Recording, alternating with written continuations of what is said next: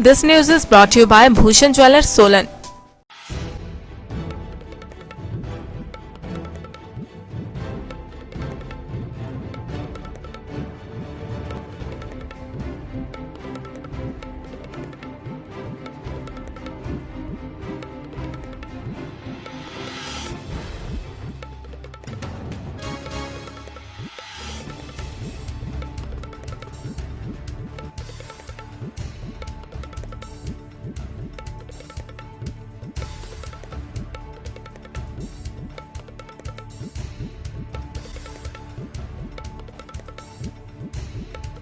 औद्योगिक कस्बे नालागढ़ के तहत राजपुरा में दिन दहाड़े नकाबपोश बदमाश स्क्रैप डीलर के ऑफिस पर दनादन गोलियां बरसाकर फरार हो गए।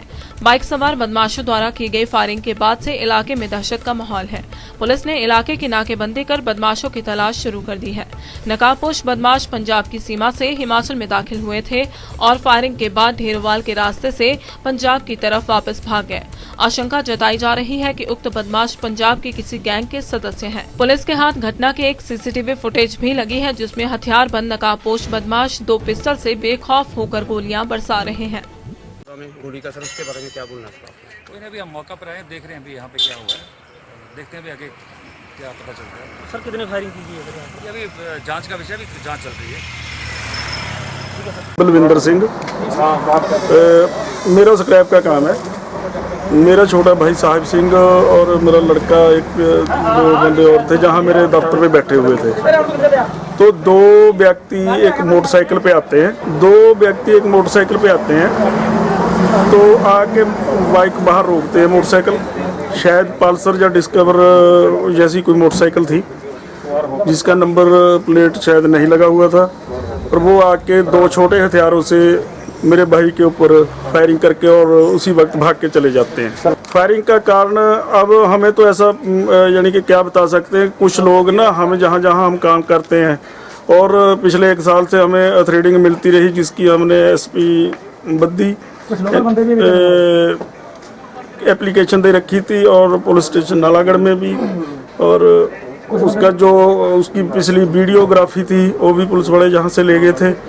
तो अब हमें इसके बारे में न्याय मिलना चाहिए भी कौन है गुंडा तत्व में। हमें शक है कुछ लोकल बंदों का भी हाथ है बीच में जो इस काम में इन्वॉल्व है।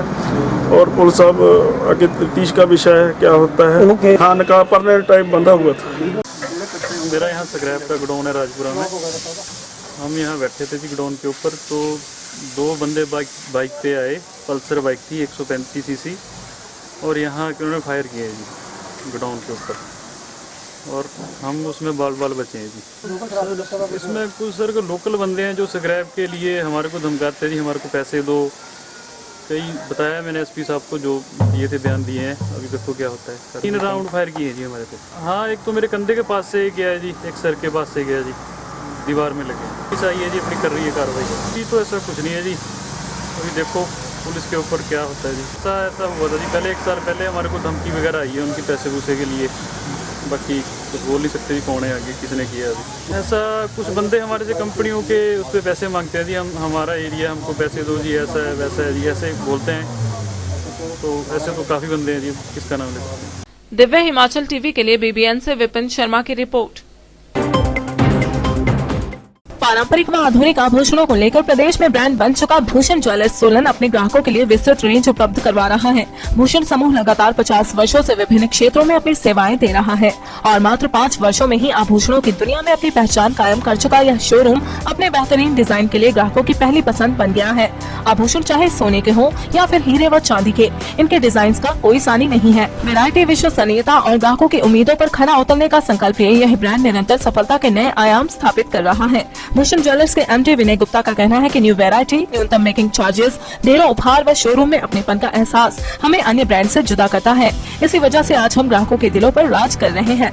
तो अगर आप भी आभूषण खरीदना चाहते हैं तो चले आइए आज ही भूषण ज्वेलर्स सोलन।